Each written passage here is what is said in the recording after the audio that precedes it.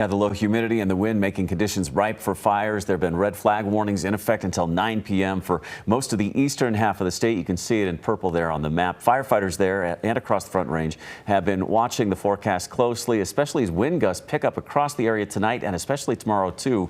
Fox 31's Vicente Arenas has been talking to them and some people who are concerned about possible damage. Vicente.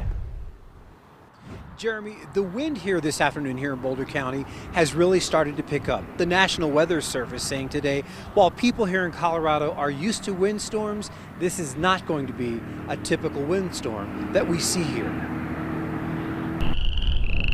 A day before ferocious winds are forecast in swaths of Colorado.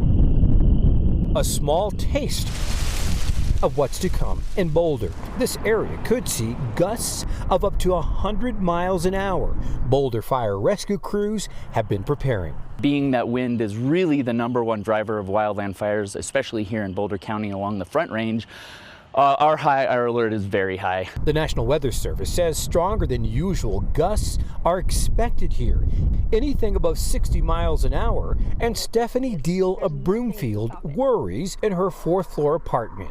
The walls vibrate, they just shake, and like the windows rattle. Downed trees could cause power outages and property damage, but it's fire that's most worrisome. The wind gusts that we're expecting are really going to push fire pretty quickly. Mike Worster works with West Metro Fire, whose crews have already quickly been putting out small fires. Even a small start is going to expand quickly. Forecasters say there is some moisture in dried out grasses, but with so much wind, it can still catch fire quickly. Back at Deal's home, a wind plan in place. If it gets really bad, I might just have to go downstairs. A small price to pay for peace of mind. And just a short while ago, the National Weather Service sent out an alert saying that gusts along the I-25 corridor could pick up to 40 or 50 miles an hour. It certainly feels that way at times. It's so strong I can barely hear myself talk. Reporting live in Boulder County, Vicente Arenas, Fox 31. Vicente, thank you. And tomorrow, by the way, is a pinpoint weather alert day. The biggest impacts coming from those dangerous winds, 50-mile-per-hour gusts expected along the Front Range, ramps up to 75 plus in the foothills. That is right in line with tropical storm force winds, and in the top range of that, actually Category 1 hurricane wind equivalent.